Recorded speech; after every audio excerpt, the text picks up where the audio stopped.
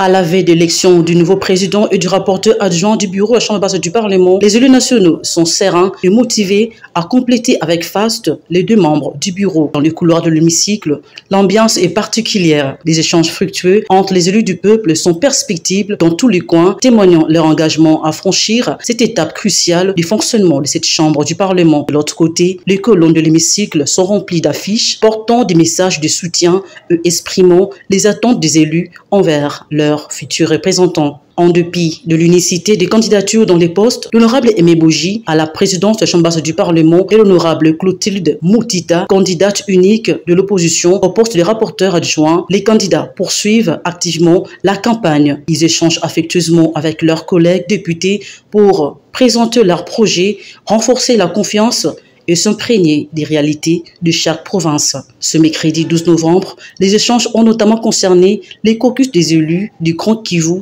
et du Grand Oriental, ainsi que les jeunes et les femmes parlementaires. Nous sommes dans une ambiance de campagne. Il était important pour le candidat Aimé Boji, notre candidat de l'Union sacrée de la nation, de rencontrer les députés, caucus par caucus, pour s'imprégner des réalités de chaque province de la République. Et c'est comme ça qu'aujourd'hui, depuis hier, il a rencontré les différentes provinces. Aujourd'hui encore, il continue. La rencontre avec les femmes s'est très bien déroulée et nous lui apportons notre soutien.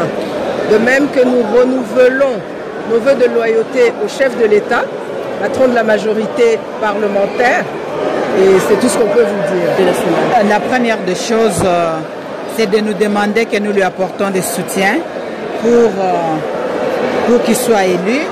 Il va respecter que le règlement intérieur et de ce règlement intérieur, il fera coupler de ça des relations humaines, le respect, la considération, que ce soit pour les femmes, que ce soit pour les hommes.